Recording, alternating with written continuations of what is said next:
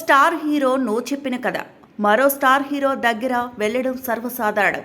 అయితే అలా వెళ్ళిన కథలు కొన్ని హిట్స్ అందిస్తే మరికొన్ని అట్టర్ ఫ్లాపులుగా మారుతాయి. అలా ఓ హీరో వద్దని చెప్పిన కథతో మరో హీరో సినిమా తీసి ఫ్లాప్ మూట కట్టుకున్నాడు. అదేంటో చూద్దాం రండి. సూపర్ స్టార్ మహేష్ బాబు తన కెరీర్ ఆరంభంలో కృష్ణవంశీ దర్శకత్వంలో మురారి వంటి హిట్ చిత్రంలో నటించారు. ఈ సినిమా తర్వాత దర్శకుడు కృష్ణవంశీ చక్రం కథను మహేష్ బాబుకు వినిపించారంట. అయితే క్లైమాక్స్లో పాత్ర చనిపోవడం వల్ల ఆ కథ తనకు సరిపోదని భావించి మహేష్ బాబు దాన్ని సున్నితంగా తిరస్కరించారు. మహేష్ బాబు రిజెక్ట్ చేసిన ఈ కథను ఒక చిన్న హీరోతో చేయాలని కృష్ణవంశీ ఆలోచించారు.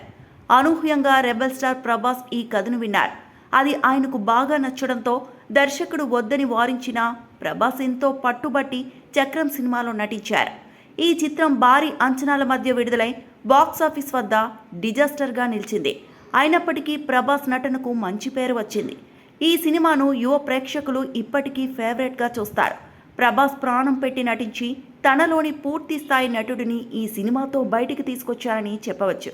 తన కెరీర్ ఆరంభంలో ప్రభాస్ ఇలాంటి డిజాస్టర్ను ఎదుర్కొన్నప్పటికీ ఆ తర్వాత ఎస్ఎస్ రాజమౌళి దర్శకత్వంలో వచ్చిన ఛత్రపతి సినిమాతో మాస్ ప్రేక్షకుల్లో విశేషమైన అభిమానాన్ని సంపాదించుకొని తన కెరీర్ను మలుపు తిప్పుకున్నారు. అలాగే బాహుబలి సిరీస్ తర్వాత ఇప్పుడు పాన్ ఇండియా స్టార్గా మారారు.